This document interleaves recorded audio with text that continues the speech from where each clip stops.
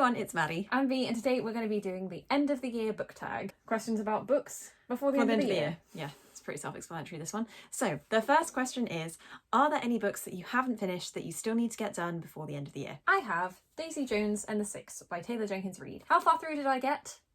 Let's see.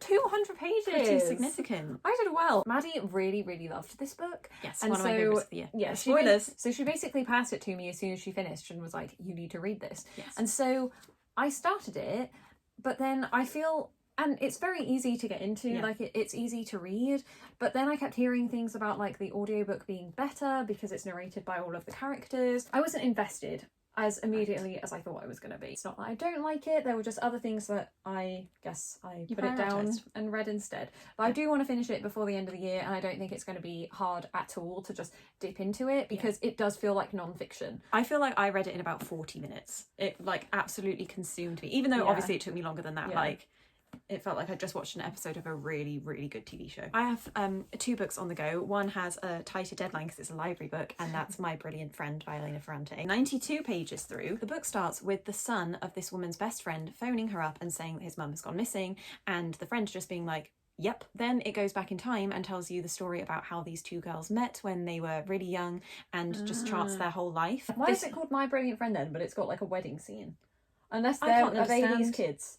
No, I don't know. Essentially, this other woman that went missing is the most like magical, wonderful woman, even as a kid. Okay. And the narrator is just happy to be close to her, but also like in a mean way. She's like a mean friend that you constantly have to like earn the attention of. This is focused on their childhood and adolescence, and I think this is like a 4-book series. I was gonna say, isn't it? So yeah, I'm not sure like how much of their relationship is going to be covered in this. Up to a wedding. Probably. When did this come out? Like, I'm sorry, but the cover design is terrible. Yeah, it has a historical fiction vibe because it's the 1960s when they're kids. Right. On the complete opposite side of the spectrum, I'm reading Love, Frankie by Jacqueline Wilson, which I had to buy in hardback because wait until you see what the under the flaps are. It's just this gorgeous holographic rainbow. So this is her first book after coming out as a lesbian, which is so fantastic because this is all about a young girl who is 13, 14, falling in love for the first time with a girl. At first they're friends, but Frankie immediately understands that she wants to be more than friends with this girl called Sally. Where did I get up to? 150 pages. I just love it. Like, it's already at legendary status for me because it's been so long since I've read a contemporary from Jacqueline Wilson. Like, for the last 5-6 years, it's all been like that.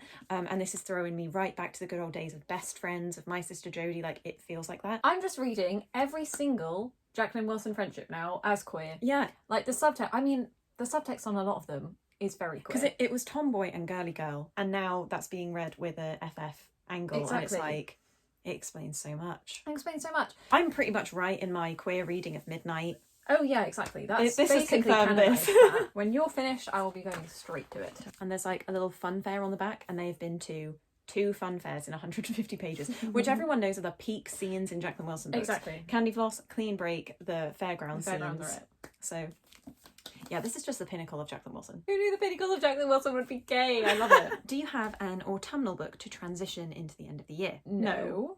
We're filming this, obviously, it's going to go out in December, so it's winter now. It's winter now. One thing we do have is The Quiet at the End of the World by Lauren James. This is about just life ending and 2 people left. And I feel like that's very isolation, it's very lockdown, it's very quarantine. We've also got her newest book, The Afterlife of Harriet Stoker, which is very like Halloween spooky vibes. So if anything, we should have read.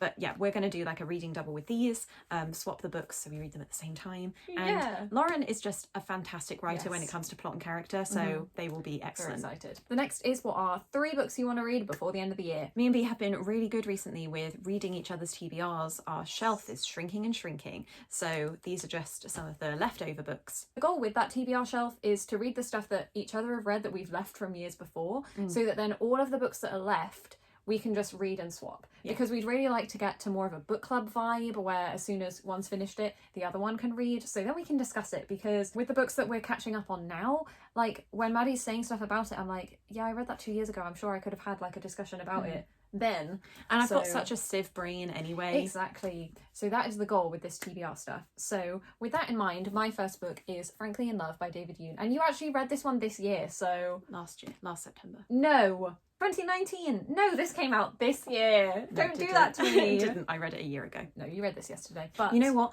I actually wrote a list of all of my thoughts somewhere on this book because I was going to do a video on it. So when you read it, I will be able to talk to you about it. There we go. This is the story of Frank Lee, who has a lot of questioning parental expectations upon him. So he enters into a fake relationship. That's like the elevator pitch. I'm very excited about fake relationship. I've read it a lot in fan fiction, not a lot in actual physical, real, traditional published books. In the same vein, a book that B read ages ago. When did this actually come out? Did you? Because you got we have that signed. Many of these stars for the dreamers. That's a really nice sentence. I love it when they Add a little something. section. 2017. All of the books on that shelf from 2017. That was really good. So this is Starfish by Akemi Bowman, and I have been putting off reading it because when B read it, it was really emotional. Yeah, and it's dark. I wasn't ready to be in that space. This is all about a girl called Kiko and her turbulent relationship with her mum that might border on abusive, and also she's an artist, I think. Yes, an artist, and I think must be a romance to keep it light. Yeah, the romance isn't great from what I remember. Like, I didn't like that aspect of the book so much, but the art and the way that it describes Kiko's art is truly magical. Looking forward to getting into this one, and I've read a lot now of books back to back that are like mental health, depression, grief, so I'm more prepared to read this one. The other two books I have are books from authors that I discovered this year and really, really loved. So I have Conversations with Friends by Sally Rooney. I read Normal People. Loved it so much. Still haven't watched the TV show though. And Everything I Never Told You from the same author as Little Fires Everywhere. Another book I totally loved, and Maddie and I recently watched the show, which was fantastic. Amazing. Some of the best TV I've seen this year. Yeah, exactly. And we watched all of it in one sitting because couldn't let a minute of that go unseen. We were like 10 minutes into the first episode and we were like, we will have to devote 8 hours to this. Yeah. And I think I remember this one being spoken about on BookTube when it came out, because I think it sort of fell into that YA market a little bit more. But I really enjoyed these two authors' other books, so I'm excited to see what else they have in store and then anticipate their next books. I have another library book, Circe by Madeleine Miller. This went massive in just the general book world.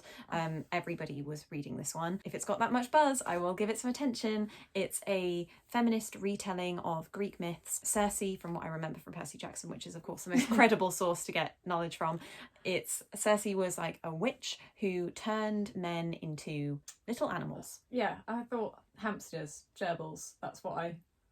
Yeah, back in ancient Greek. Yeah. Apprehensive about this one because it is slightly out of my comfort zone. It's very historical fiction, whereas the historical fiction I've read this year has been just light 20th century. Yeah, but I feel like you haven't shied away from it this year. Historical fiction's really been... Look at that font though. Ugh.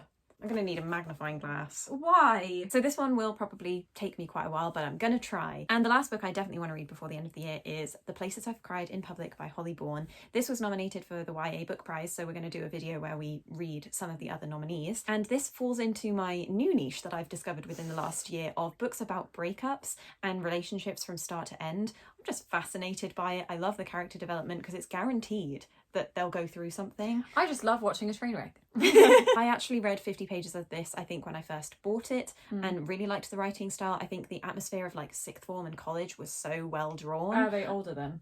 Older, yeah, okay. Just older teens. Next question is, do you think that there's a book that you have left to read that could become a surprise favourite? I don't think so, purely because all of the things that we've chosen are from authors we like, from recommendations from each other's, safe bets. We're like, let's go out on a high. Of the things I have here, I feel like Conversations with Friends is probably gunning for my favourite, just because it's about 21-year-olds. 21-year-olds. I love that, like young 20s, just out of university. I feel like those are the stories that I really want to read now because it's a reflection of my own life. This is about a girl being like absorbed into a new sort of group of friends, a new social life. And I thought it was very, because the blurb is very focused on the fact that it's like she was a couple with someone and then she meets this other couple and they become like a four. I think it's very Dawson's Creek, like in and out of each other's beds kind of deal. Yeah. And if it's about a polyamorous relationship, then I'll also be very excited because I feel like that is becoming like a bigger topic now. I feel like that's, you know, being explored a little bit more in fiction. Out of the books that I have here, probably Circe would be the one I'm most surprised about if I end up, your favourite. Yeah. The final question is, have you sorted out any reading plans for 2021? Our reading has been so sporadic this year. I think it's been the year that we've read the least number of books, but still a healthy number of books for a non-reader.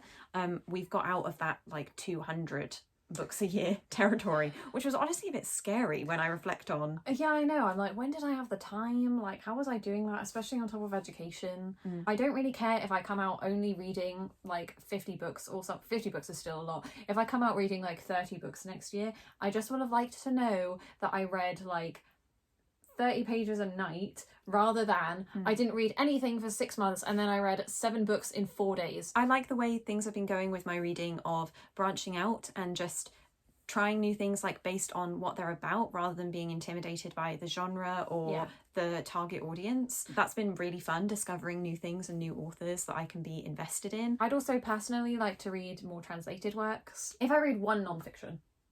A non-fiction. I feel like that's the final barrier that I need to just crush, actually. But I don't know what my non-fiction niche is. No, I think if I was to do non-fiction, I think it would be more like autobiography style, because I'm really intrigued after reading City of Girls to read Eat, Pray, Love, which is okay, like a memoir sort of yeah, thing. a memoir. I feel like mine would be, I just want to learn more about the digital age, I think. Like, I hear people talking about non-fiction, about internet culture and society, and I'm just like, you know what, I think I kind of want to I've read enough Twitter hot takes to have it in print. Exactly. So that was the end of the year book tag, and if we manage to get through all of these books, then I'll be very proud of ourselves. I feel like we do well with small deadline pressurized TDRs. Very small. Very small. If we give ourselves too much time, then we just don't do it. So I feel like this is all very manageable. That library book, those 2 library books have to get done. So yeah, we hope that your reading towards the end of the year doesn't tail off and that you manage to achieve your goals. And we'll see you on our next video.